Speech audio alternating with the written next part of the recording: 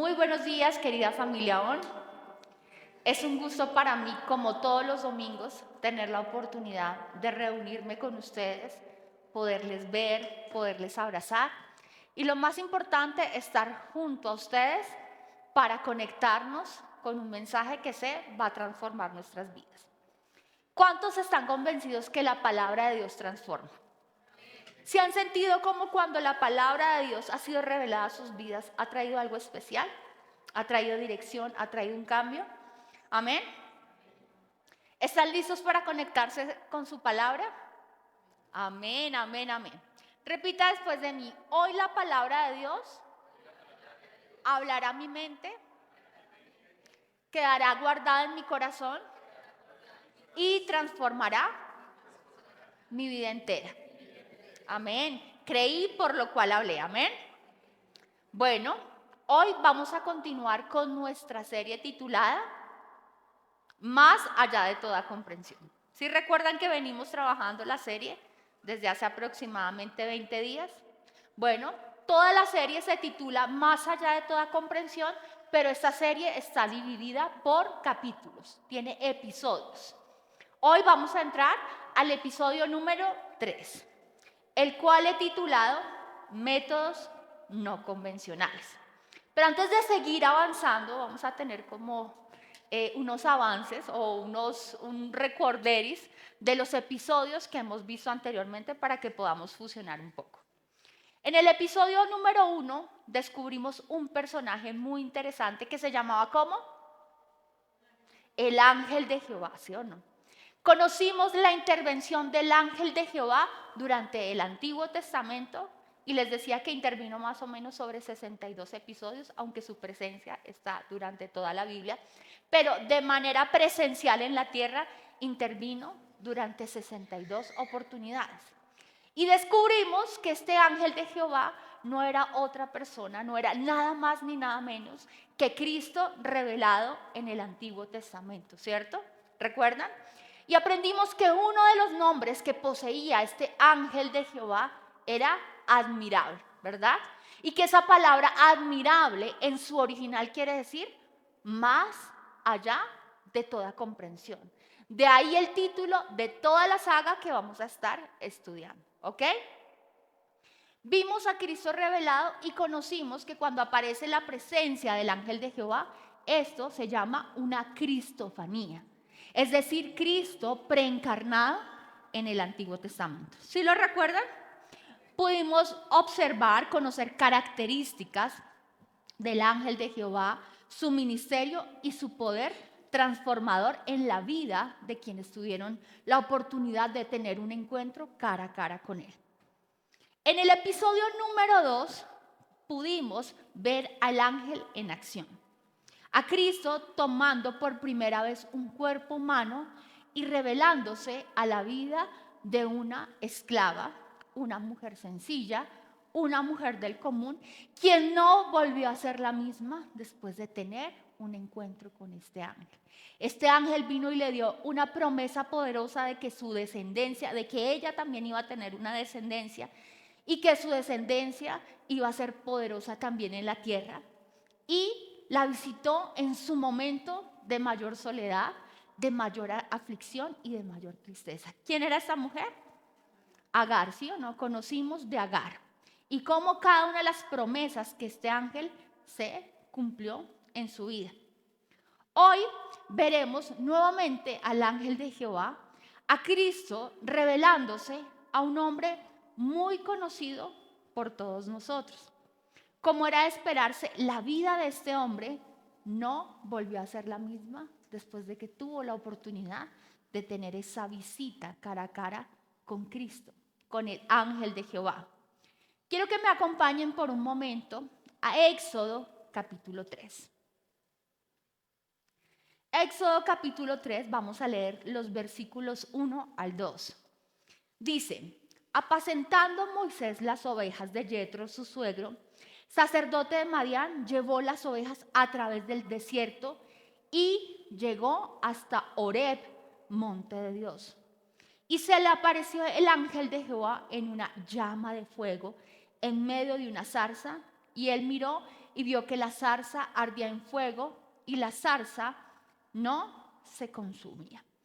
Dos cositas importantes en estos dos versículos que acabamos de leer. ¿De quién está hablando este relato? De Moisés, ¿cierto? Una persona muy conocida por todos nosotros porque tuvo una misión muy especial que fue liberar al pueblo de Israel de la opresión egipcia, de la esclavitud egipcia. Fue aquel hombre al que se le fueron entregadas las tablas de la ley y a él lo conocemos, que a él se le reveló la ley para el pueblo de Dios, la ley de Moisés, ¿sí o no? Uno de los referentes, uno de los líderes más importantes para el pueblo de Israel. Pero en este momento estaba Moisés en el anonimato. Era un hombre común y corriente, un pastor que en ese momento estaba cuidando su rebaño. Pero nos dice la Biblia que él llega al monte Horeb, conocido como el monte de Dios. Y les aseguro que ese monte Horeb no tenía nada especial. Era tal vez como cualquier otro monte que podía estar ubicado en territorio israelí, bueno, en esas tierras. Pero lo que hacía especial al monte de Horeb era quien había visitado ese lugar. Era quien hacía presencia en ese lugar. Y era la presencia de Dios. Y quiero decirles que cada uno de nosotros podemos tener un monte Horeb. Y decidimos dónde podemos tener un monte Horeb. Un monte Horeb que nosotros podemos tener es en la habitación de nuestra casa. Un lugar donde invoquemos el nombre de Dios y Él ha prometido que donde lo invoquemos, Él va a estar en ese lugar. Yo puedo hacer de mi habitación un espacio solamente para el ocio, de pronto para ver películas o programas con contenidos inapropiados, o puedo hacer de ese lugar mi espacio, mi territorio, para que Dios se revele de manera sobrenatural a mi vida. No necesariamente tiene que ser la habitación, puede ser la sala o el lugar de su casa que sea de su preferencia, pero que sea el lugar donde se invoca la presencia de Dios. Porque donde se invoca la presencia de Dios, sí o sí Él desciende y viene a ese lugar. Y ese era conocido el monte de Horeb. Moisés llega a ese lugar y, como era de esperarse, recibe una visita muy especial. Cuando nosotros invocamos la presencia de Dios en un lugar, de seguro no vamos a salir con menos que la revelación de Dios en nuestras vidas. Ahora, hablemos de manera personal. El monte Horeb puede ser nuestro sitio privado de oración. Pero ¿sabían ustedes que la iglesia también puede ser y es el monte Horeb? Porque es el lugar donde juntos nos unimos a invocar el nombre de nuestro Dios. Y Él ha prometido que donde hay más de 2 en su nombre, Él está en ese lugar. Por eso es tan importante priorizar y reverenciar los espacios donde Dios tiene un mensaje y donde desata su presencia, porque cuando Dios viene a un lugar, cuando Dios está sobre un lugar, esa persona no vuelve a ser la misma. Y fue lo que ocurrió aquí con Moisés. Llega al monte Horeb luego de pastorear a sus ovejas. Y dice que seguido a esto se le aparece el ángel del Señor. Pero me llama la atención que, a diferencia de otros momentos y de otras oportunidades donde este ángel es revelado, en esta oportunidad no tomó cuerpo humano, no tomó forma humana, sino que se reveló a través de una zarza, a través de una llama que no se extinguía, que no se consumía. Y saben, por esto es que este ángel nos da evidencias muy claras de que es Jesús. Porque es lo que sentimos aquellos cuando recibimos la palabra de Dios. Recibimos una llama que pareciera que estuviera quemando nuestro corazón, ¿cierto? En palabras de los discípulos de Jesús, en Lucas 24:32, ellos expresaron lo siguiente cuando Jesús se presenta resucitado ante ellos. Dice, y se decían el uno al otro, ¿no ardía nuestro corazón en nosotros mientras nos hablaba en el camino y cuando nos abría las escrituras? Fíjense que cuando abrimos las escrituras, Cristo es revelado. ¿Y qué ocurre en nuestro corazón? Crece una llama que no puede extinguirse. Cuando nuestro corazón, cuando nuestro espíritu entra en contacto con la palabra de Dios, empieza a brotar una llama que trae pasión sobre nuestras vidas, que permite que se consuma todo lo que no proviene de Él. Y es una llama que nos permite mantener nuestro ánimo arriba. ¿Lo creen? Ahora, algo especial ocurre después de que él llega al monte de Oreb, al monte donde Dios era invocado, al monte que Dios había visitado, y recibe la visitación de Cristo sobre su vida. Y él empieza a experimentar una llama que es inextinguible, que no se puede apagar. Dice el versículo 4 al 5, viendo Jehová que él iba a ver, lo llamó Dios en medio de la zarza y dijo: Moisés, Moisés. Y él respondió: heme aquí. Y dijo: no te acerques, quita tu calzado de tus pies, porque el lugar en que tú estás, tierra santa es. Y algo bien importante, querida familia, es que cuando nosotros tenemos la oportunidad de tener un encuentro con Jesús, un encuentro a través del cual Él quiere revelarnos una misión especial para nuestras vidas, en la cual Él quiere ratificar o mostrarnos un propósito, es que le hace una recomendación y le dice aquí a Moisés: Moisés, quita tu calzado, porque el lugar en el que estás es tierra santa. Y me llamó la atención que esta práctica de quitarse el calzado cuando uno llega a un lugar es muy tradicional en los países orientales. Cuando tú llegas a un país, a una casa en el sector oriental, allá tienes que quitarte los zapatos, no puedes llegar con tus zapatos embarrados, empolvados. Pero me gustó más el significado, más que llegar a ensuciar la casa, es lo que significa para ellos quitarse los zapatos. Cuando alguien llega a su hogar y se quita los zapatos, quiere decir que está dejando sus oficios afuera, su trajinar del día afuera, y en ese momento va a entrar a compartir con su familia y va a entrar en la calidez del hogar. Ellos se quitan los zapatos y en ese momento hay una mesa sobre el piso, se sienta la familia y comparte. Es decir, que el quitarse los zapatos es desconectarse de lo que está afuera para poder entrar a compartir y tener comunión en familia. Y creo que es la invitación que el ángel de Jehová, que Jesús le estaba haciendo a Moisés. Moisés, quítate los zapatos.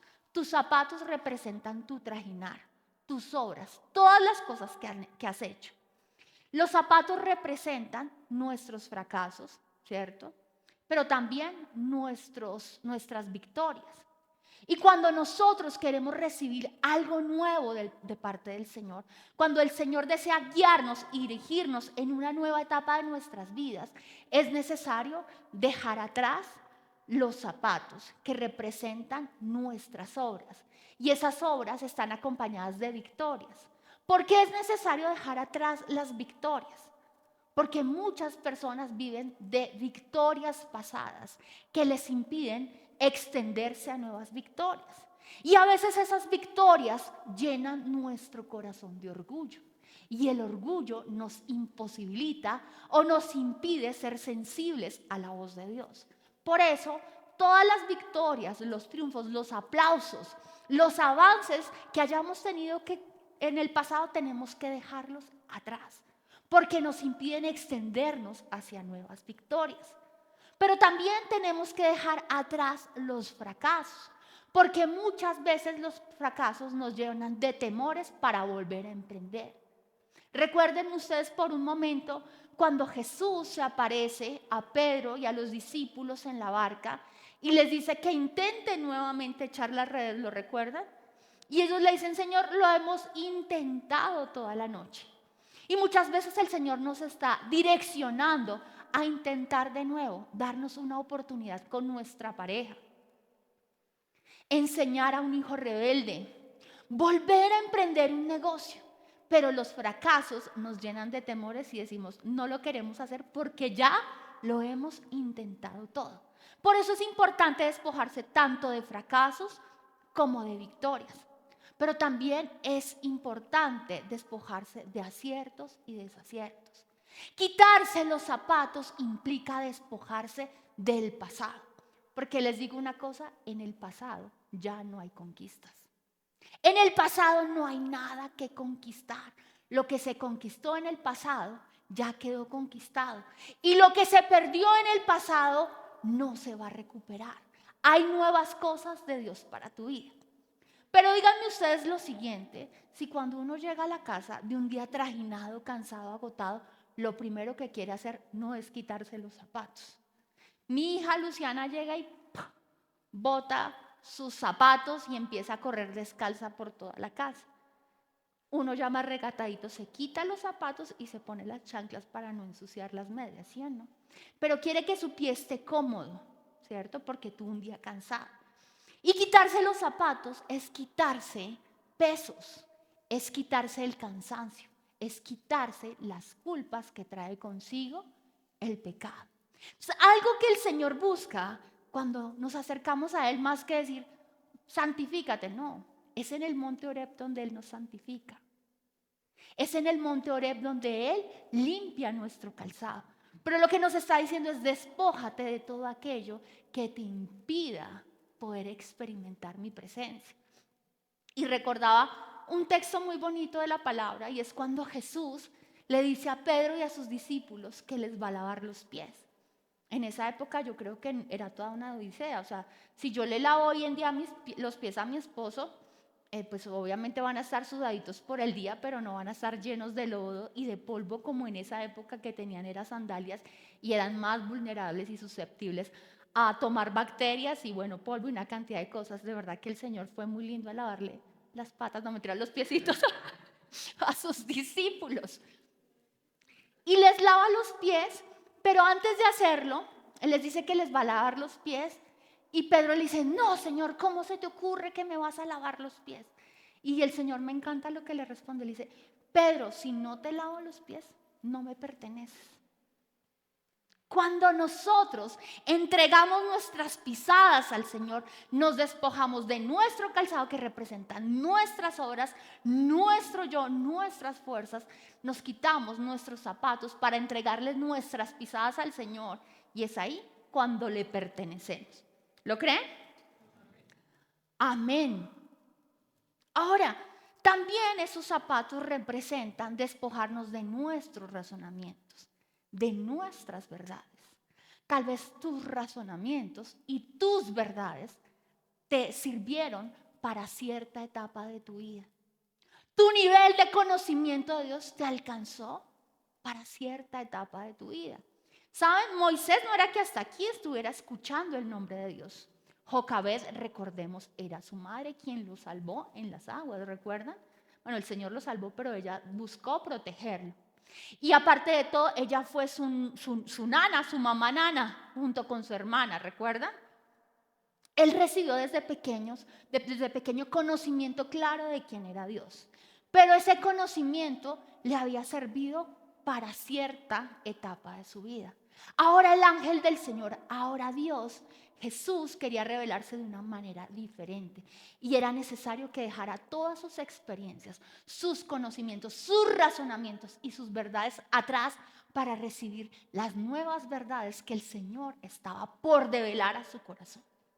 ¿Saben? Cuando nosotros recibimos revelación del Señor, ella nos da identidad, nos da propósito y nos da esperanza con respecto a lo que Dios desea hacer en nuestras vidas.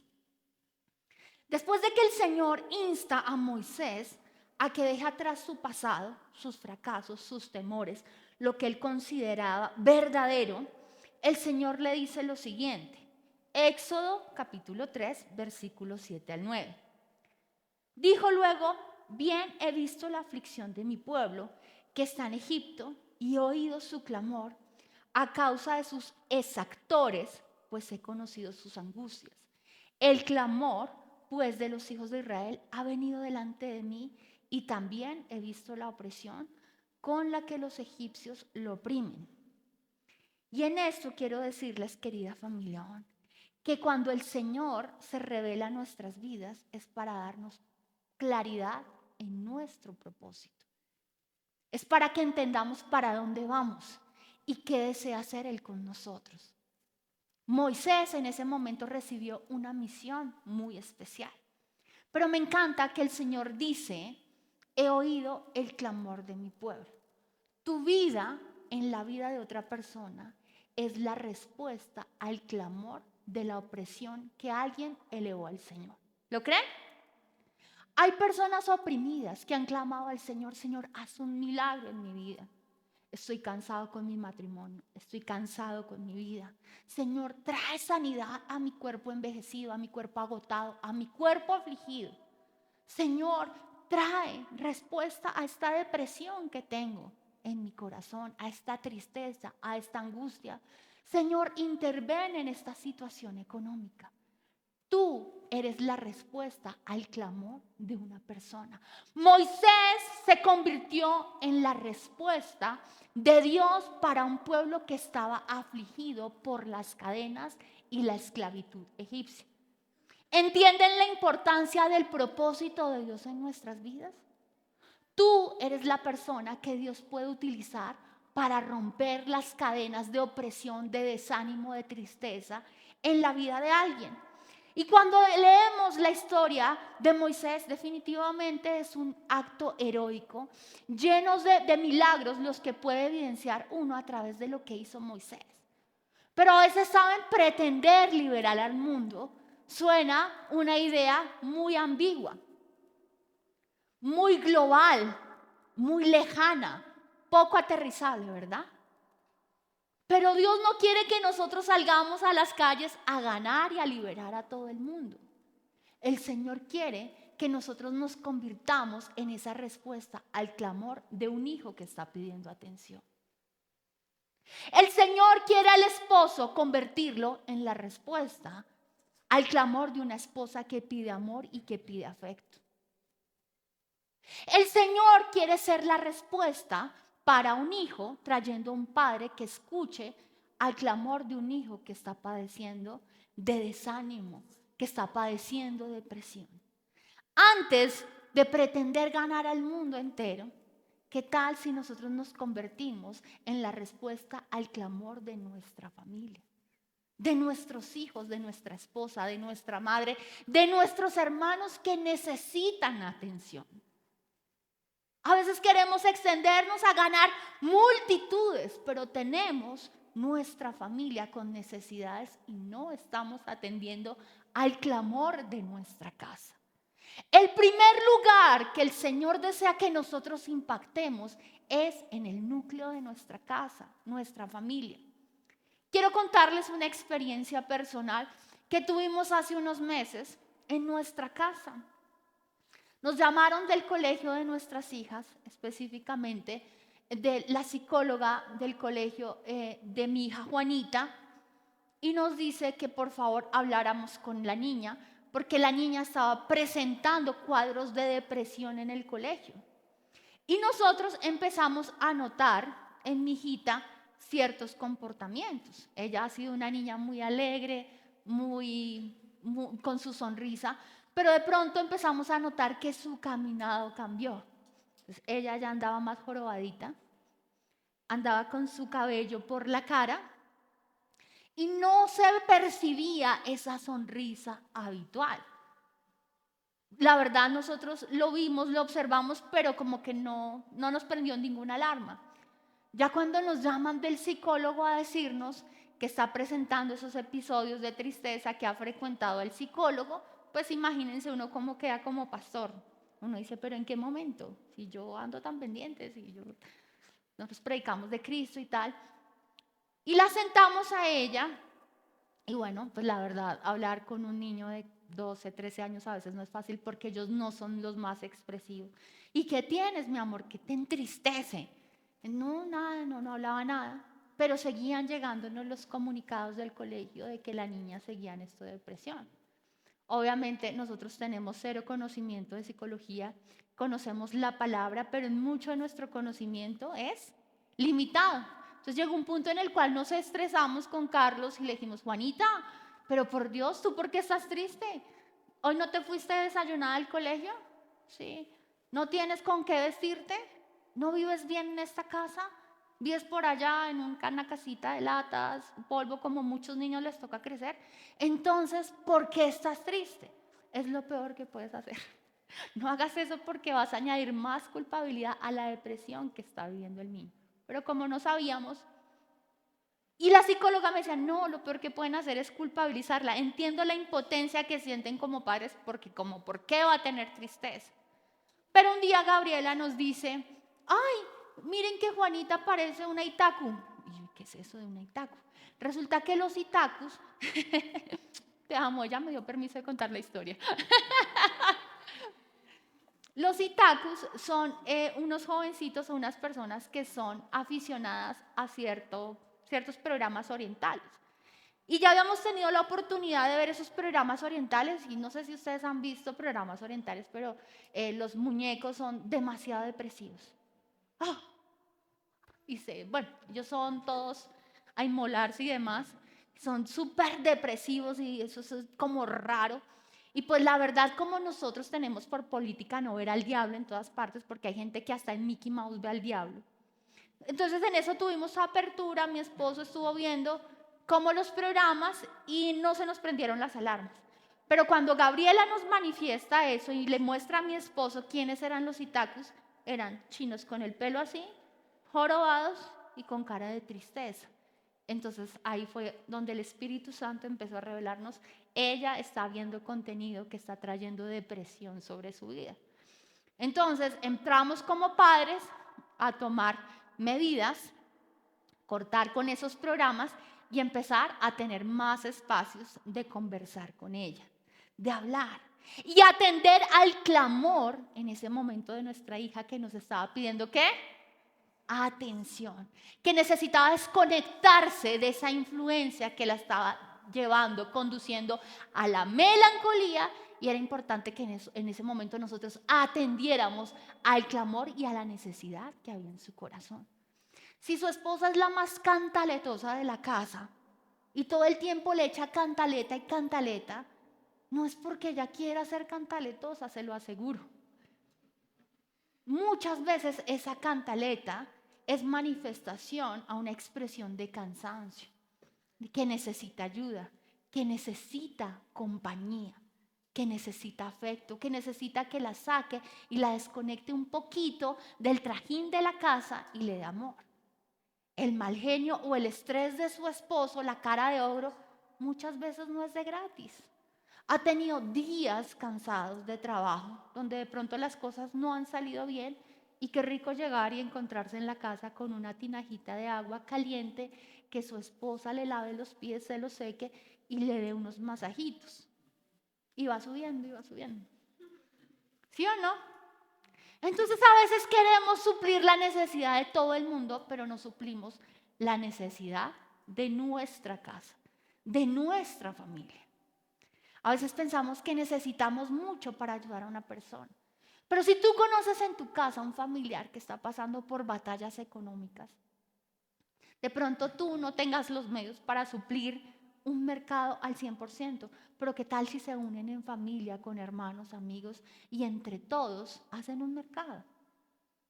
Pero a veces queremos atender el clamor afuera y hay en nosotros recursos para atender al clamor de los de nuestra casa. Y es el primer llamado que el Señor nos hace. Atiende el clamor de una persona que está alrededor tuyo. Amén.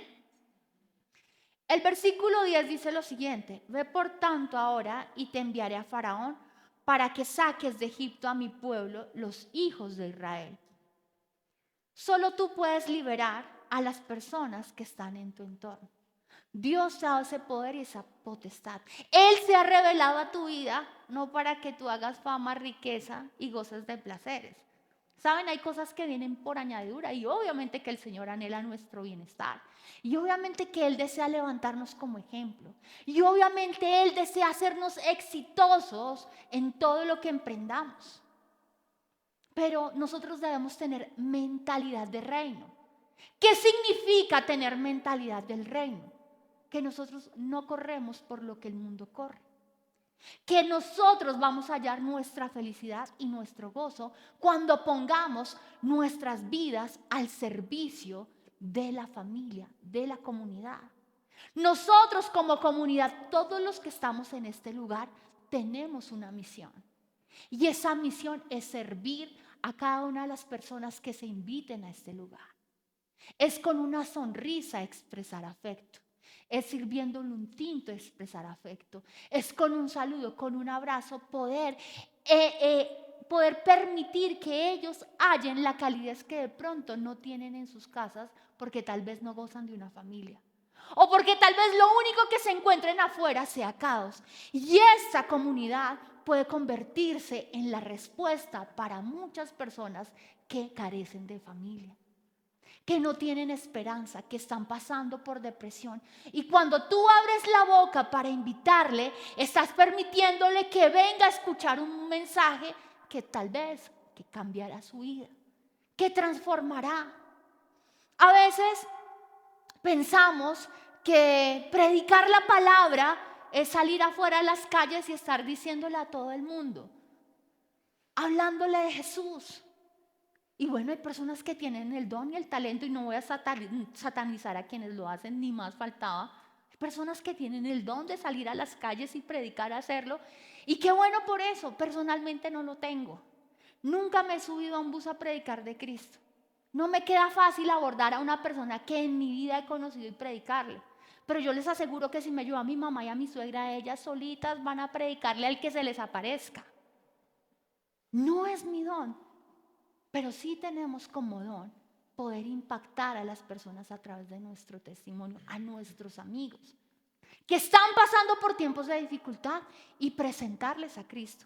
Anoche en la reunión de parejas, me encantó, se me acercaba una parejita y me decían, no, es que lo invitamos a él a la reunión de parejas porque él es una persona que batalla con depresión.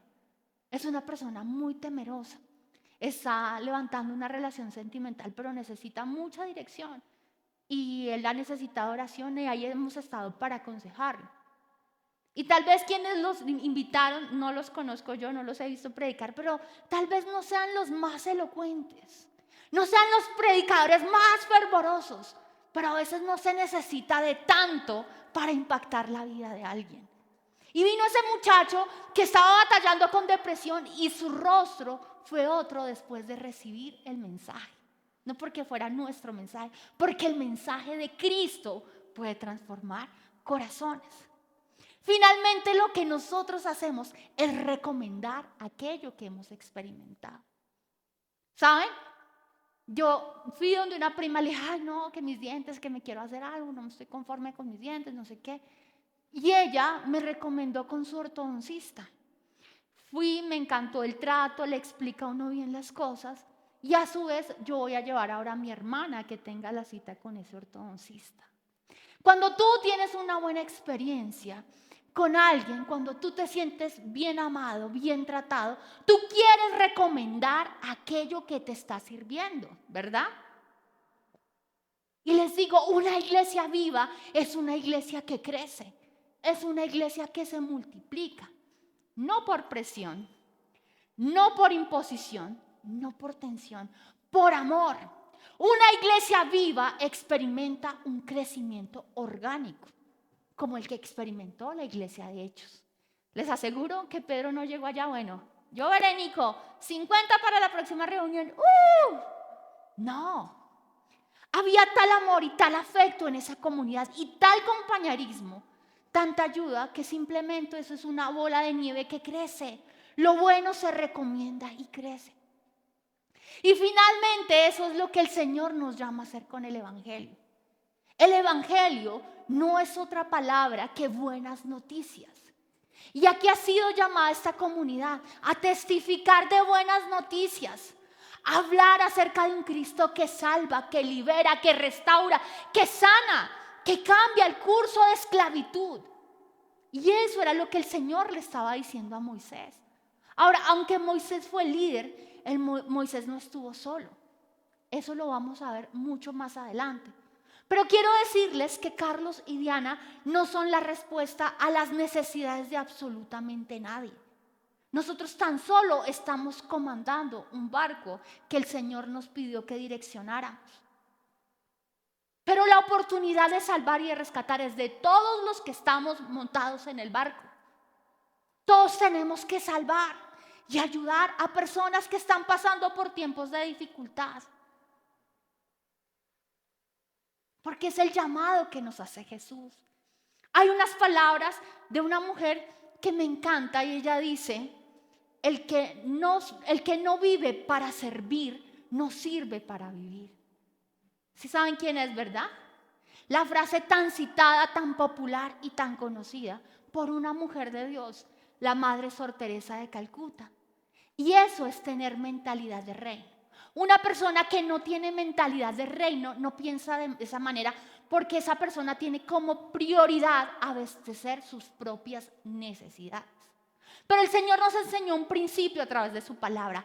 Más buscad primeramente el reino de Dios y su justicia, y las demás cosas os serán añadidas.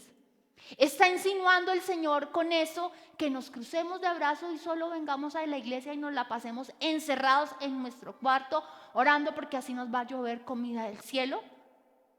Claro que no. El Señor nos envía a trabajar con nuestras manos, ¿verdad? A ser productivos, a ser diligentes. Ha depositado en cada uno de los que estamos en este lugar dones y talentos para ser productivos. Pero lo que sí está muy mal, así como hay un extremo, que es la gente que espera que le lluevan las bendiciones del cielo sin hacer absolutamente nada, sin poner a disposición del Señor los dones y talentos para generar recursos, también hay otro extremo que está muy malo. Y es cuando solamente centramos nuestra atención en nuestros quehaceres, en nuestros trabajos, y nos olvidamos y descuidamos por completo la presencia de Dios. Primero Dios, y de Él vienen las ideas, de Él vienen las fuerzas y la productividad que nosotros necesitamos para rendir en nuestro trabajo. Quiero que vayamos un momento a Éxodo 3, versículos 11 al 12. Dice, entonces Moisés respondió a Dios, ¿quién soy yo para que vaya Faraón y saque de Egipto a los hijos de Israel? Y él respondió, ve porque yo estaré contigo. Y eso te será por señal de que yo te he enviado. Cuando hayas sacado de Egipto al pueblo, serviréis a Dios sobre este monte. Importante, el Señor le dice, le da una misión. Y algo que nos enseña es que nuestra felicidad, nuestra prosperidad, la vamos a obtener en la medida en que nosotros también busquemos ayudar a otras personas a que reciban libertad, a que reciban sanidad, a que experimenten liberación. En eso vamos a encontrar nuestra felicidad. Ayudando a otros a encontrar su felicidad, encontraremos la propia. Y eso es algo bien importante que lo debemos tener en cuenta, porque si hubo una persona que fue máximo ejemplo en eso, fue Jesús. ¿Por qué creen ustedes que Jesús, su nombre es sobre todo nombre? ¿Por qué creen que ante el nombre del Señor toda rodilla debe doblarse? Porque es la máxima autoridad, Rey de reyes, Señor de señores, nombre sobre todo nombre. Porque fue la persona que nos dio mayor ejemplo de entregar su vida hasta lo sumo, en servicio, hasta la muerte y muerte de cruz. Su vida fue en servicio a los demás, no escatimó nada para sí, por eso hoy goza de honra. Cuando nosotros nos damos a los demás, también vamos a encontrar nuestra propia honra. Y a veces pensamos que para servir a los demás, nosotros primero tenemos que tener nuestra vida resuelta. Yo recuerdo hace muchos años, cuando Gabrielita estaba en mi barriguita, recuerdo que con mi esposito, pues en esa época no teníamos la bendición y la fortuna de tener un carro para movilizarnos. Y tengo memoria, yo con una barriga así, quienes me conocieron saben que tenía una barriga enorme. Y recuerdo yo con mi esposo montada en los Transmilenios, en los buses, en los colectivos, yendo a Las Lomas, yendo a Ciudad Bolívar, a consolidar personas que hasta ahora se estaban afirmando en el Señor. Ir a dar un consejo, ir a dar una palabra de oración, ir a hablar de un Dios que prosperaba cuando nosotros estábamos atrasados con el arriendo de nuestra casa. Paradójico, ¿no? Pero a veces para servirle al Señor queremos tener nuestra vida resuelta. Pero eso no es caminar en fe. Yo iba a testificar de un Cristo que prospera no por mi situación actual, por la situación actual que poseía en ese momento, sino por la esperanza que tenía en un Dios que prospera y que sabía que en algún momento, que no era ese momento, me iba a sacar de esa condición. de deber el arriendo y una cantidad de cosas, hasta los servicios. Pero muchas veces pensamos que el Señor llama a personas que ya tienen su vida resuelta, que ya no tienen problemas económicos, que están casados con hijos, que tienen absolutamente todo a pedir de boca. Y resulta que no es así.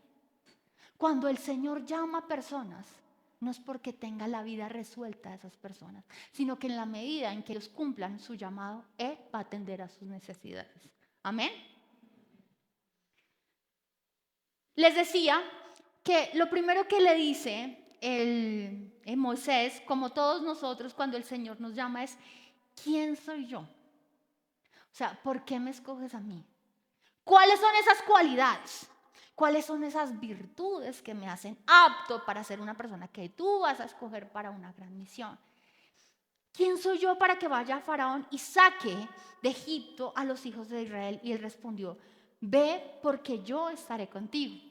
Y me parece muy chévere lo que le dice el Señor, porque le dice: Señor, ¿y quién soy yo para que vaya, me presente delante de Faraón y saque a este pueblo de la esclavitud egipcia? Y el Señor no le dice: ve porque, tú puedes, campeón. El Señor no le dice: ve porque es que tú tienes tanta sabiduría, tú tienes tanta experiencia, o sea, tú tienes un bagaje digno de un gran líder. Así que adelante, ve, campeón. No, el Señor le dice: ve porque yo estaré contigo. No se trata de ti, se trata de quién va contigo, de quién va delante de ti. Porque cuando Dios nos llama, miramos todos nuestros limitantes. Ay, Señor, pero es que yo soy tan tímido, es que yo tengo un genio terrible, Señor. Yo soy una persona tan explosiva, tengo tantos defectos en mi casa, Señor. ¿Cómo es posible que hayas fijado mis ojos para que yo pueda hacer algo importante para ti? Y el Señor, ¿qué nos dice? No se trata de ti, se trata del Dios que va delante de ti, se trata del Dios que habita en ti. Y les aseguro que Moisés fue una persona cuando se encontró con el ángel, fue una persona antes de encontrarse con el ángel, pero fue otra persona cuando ya Dios lo puso al frente del pueblo. El Señor inició una obra de transformación en la vida de Moisés. Desde antes, aún desde que él tuviera esa primer revelación, el Señor estaba haciendo una obra transformadora. Primera de Corintios 1, 26, 29 nos permite conocer un poco más acerca del sentimiento, de lo que hay en el corazón de Dios, de su forma de operar y de obrar, que para nosotros puede ser tan impensable. Primera de Corintios 1, 26, 29 dice lo siguiente: recuerden, amados hermanos, que pocos de ustedes eran sabios a los ojos del mundo, o poderosos o ricos cuando Dios los llamó. En cambio, Dios eligió lo que el mundo considera ridículo para avergonzar a los que se creen sabios, y escogió cosas que no tienen poder para avergonzar a los poderosos. Pues Dios escogió lo despreciado por el mundo, lo que se considera como nada, y lo usó para convertir en nada lo que el mundo considera importante. Como resultado, nadie puede jamás jactarse en presencia de Dios. Quiero que piensen lo siguiente. Moisés antes, muchos años antes de tener el encuentro con el ángel de Jehová, con Cristo, vivió en el palacio de Faraón. Se crió como un niño rico, como un príncipe. ¿Se han visto la película del príncipe de Egipto? Tal cual es lo que cuenta la historia que vivió Moisés. Él vivió como un niño rico, un niño poderoso. ¿No era más fácil para el Señor haber liberado al pueblo de Israel mientras él gozaba de esa posición? Mientras gozaba de esos estudios, mientras gozaba de esa sabiduría, mientras gozaba de ese respeto y de esa autoridad. Era más fácil liberar al pueblo de Israel, que en esa época ya estaba esclavo, ¿recuerda? En esa posición. Pero el Señor no necesita ni tus finanzas, ni tus recursos, ni tu posición, ni tu autoridad, ni nada que provenga de ti para manifestar su poder.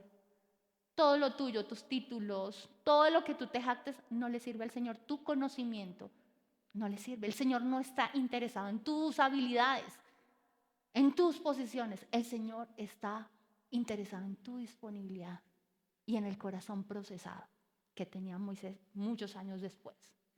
Pero saben, desde esa época Moisés ya sentía pasión y compasión por lo que estaban viviendo sus hermanos, porque él sabía quién era. Él sabía que él también era un egipcio. Y él tuvo la super idea, ¿cierto? Un día que vio a un egipcio maltratando de una manera atroz a un israelí, ¿qué hizo él? Lo mató, ¿sí o no? Él dijo, aquí me vale, yo soy príncipe y este es un abusivo y pum, lo mató. ¿Y qué pasó? Aún el propio pueblo se levantó y le dijo, ¿quién te nombró a ti por juez de nosotros? Y lo estaban buscando para matarlo los propios egipcios por lo que había hecho. Porque no era en su tiempo, no era su manera, ni era con los recursos con los que él contaba que Dios iba a hacer su obra. Cuando ya era un simple pastorcito de ovejas en el desierto, acabado, triste, ¿cierto? Que ya no tenía esperanzas de hacer algo importante, en ese momento es cuando Dios lo busca. Y me encanta, ¿saben? Porque en el momento en el que tú sientes que ya no sirves, que no tienes, cuando tú ya no tienes nada de ti, es la perfecta oportunidad en la que Dios puede usarte, porque entre menos consideres que tienes, es cuando más Dios puede llenarte de Él. Amén. Cuando más nos apegamos a nuestro conocimiento, es que yo soy un líder, pero de raca mandaca, yo soy un mejor, yo tengo un poder de influencia sobre la gente. Mientras yo tenga ese pensamiento, menos tengo probabilidades de que Dios me use. Porque el Señor necesita que tú te vacíes de ti y te llenes de Él. Para que en presencia del Señor nadie jamás se jacte de que hizo algo por sus propios méritos. Díganme si para ganar el mundo, para predicar la buena noticia, para extender el evangelio, no le queda más fácil al Señor llamar a un Carlos Slim, que tiene todos los recursos, ¿sí o no? A un científico muy conocido, a un político muy influyente, que puede pasar, no puedo decir que no, el Señor tiene formas inesperadas de obrar, pero no es lo típico del Señor. Y no es lo que nos está diciendo 1 Corintios 1, 26 al 29, que es lo que el Señor comúnmente hace. El Señor llama a los que el mundo no considera sabios, a los que el mundo no considera poderosos, a los que el mundo no considera llenos de virtudes. ¿Para qué? Para transformarlos y darles la virtud, darles el poder y la autoridad que proviene de Él. Y cuando eso sucede, como fue lo que sucedió con Moisés, es cuando su nombre es glorificado. Si él hubiese rescatado al pueblo de Israel mientras era el principito de Egipto, el principito de Egipto se lleva la gloria. Pero si lo hace con un pastorcito de ovejas, el pastorcito de ovejas no se lleva la gloria. Toda la gloria se la lleva al Señor, que hizo milagros en medio del desierto. Amén. Entonces la invitación hoy, querida familia, quiero que recapitulemos un poquito. Vamos a seguir estudiando sobre Moisés, pero en el próximo capítulo vamos a seguir viendo características importantes. Pero hoy quiero que atesoren unas muy importantes. La primera fue el lugar a donde él llegó. ¿Dónde llegó? Al monte de Horeb. Y el monte de Horeb representa el lugar donde Dios se manifiesta, donde Dios habla y donde Dios transforma. Entonces la invitación es que ustedes lleguen esta semana a sus casas y hagan de sus cuartos o de su espacio o de cualquier espacio de su casa su monte de oración, para que la presencia de Dios se revele a diario y le capacite para la gran misión que Él tiene para cada uno de ustedes. Amén. Monte de Horeb, presencia privada, pero el monte de Horeb también es el lugar donde Dios se revela a su pueblo. En este lugar después tuvieron que ir los hijos de Israel a invocar el nombre del Señor. Hay un poder especial cuando la comunidad se reúne y adoramos al Señor. Cuando la comunidad se une para abrir su corazón y deja que la palabra de Dios sea revelada. Porque el Señor quiso establecer la iglesia, porque el Señor quiso levantar comunidad. Porque no hay lazos más efectivos para transformar el corazón del hombre que el amor. Y es la iglesia la llamada a dar amor, a mostrar y a manifestar el amor de Cristo. Pero hay una canción que decía que Cristo es verbo y no sustantivo, y es real. Pero la iglesia es el verbo a través del cual el Señor quiere manifestar el amor. Amén. Eso en cuanto a Horeb. Lo segundo importante es que cuando hay disponibilidad de nosotros en nuestro corazón, cuando tenemos ese deseo, entonces la palabra de Dios puede arder de una manera especial. Cuando tú abres tu corazón a la palabra de Dios, se convierte en una llama inextinguible. Eso es lo que ocurre cuando nosotros abrimos nuestros oídos, nuestro entendimiento y toda nuestra atención a centrarnos en Dios y en su presencia. Crece dentro de nosotros una llama que ni siquiera las dificultades pueden extinguir. Amén. Pero algo importante que aprendimos hoy, después de tener nuestro monte Oreb, es que, alguien que me diga,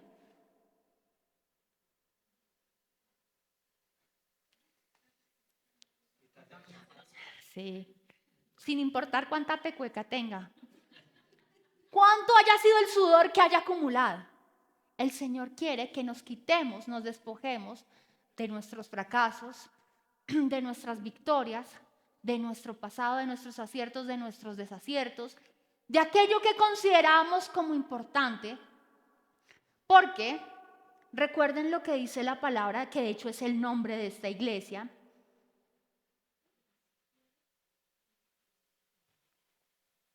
Que está en Mateo 9:17, ni echan vino nuevo en odres viejos.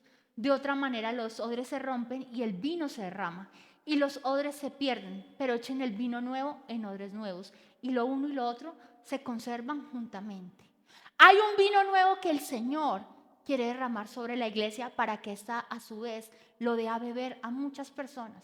Pero para que nosotros podamos dar a beber ese vino nuevo que Él quiere derramar en nosotros, ¿qué tenemos que hacer? Odres nuevos. El Señor no quiere nada viejo, porque lo viejo con lo nuevo no son compatibles. Lo viejo con lo nuevo son como el agua y el aceite, no se pueden fusionar. Entonces, de igual manera pasa con ese calzado viejo, roto, polvoriento. Nuestro pasado dejémoslo atrás. No se la pase diciendo es que yo soy una persona mal geniada, es que yo soy una persona iracunda, es que yo soy una persona tacaña, es que yo soy alguien que se deprime fácil, es que yo tengo esto, lo otro. Deje atrás el pasado y ábrase a lo nuevo que el Señor tiene para su vida. Amén. A lo nuevo que Dios tiene para su vida. Lo tercero, querida familia, ¿qué veíamos? Es que tú eres, lo cuarto, es que tú eres la respuesta al clamor de una persona. Y como la idea es salir de este lugar con tareas prácticas, quiero que piensen en esta semana, ¿a qué persona le van a servir esta semana? Ya sea un hijo que necesita un espacio para ser escuchado, a su hijito pequeño que quiere jugar carritos o quiere jugar algo. La verdad, a veces uno llega tan ocupado que lo que menos quisiera hacer es jugar, pero los actos de servicio implican algo de sacrificio. ¿Ustedes creen que para Jesús era lavarle, vuelvo y repito, las patas a los pies encallecidos, polvorientos, sucios, cochinos, oliendo a pecueca de los discípulos? De seguro no, era un sacrificio. Pero con ello les estaba dando ejemplo y les estaba diciendo, me pertenece. Entonces, que nosotros en esta semana nos convirtamos en la respuesta al clamor de una persona que está teniendo necesidades. Amén. Que también como comunidad entendamos que estamos para abrazar las necesidades de nuestro entorno.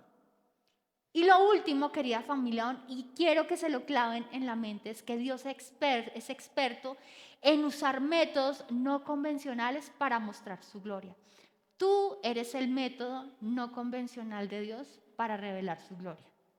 Amén. Tal vez tu familia diría, ¿y este de dónde salió? Y todo el tiempo lo que ha recibido es críticas, señalamientos, ¿cierto? Pero de la persona que menos espera que podemos ser nosotros, Dios es experto en hacer cosas grandes. Dios utiliza personas no convencionales, métodos no convencionales para manifestar su gloria. ¿Cuántos quieren ser el método no convencional del Señor para revelar su gloria? Amén. Quiero invitarles a que se pongan en pie y vamos a orar en esto.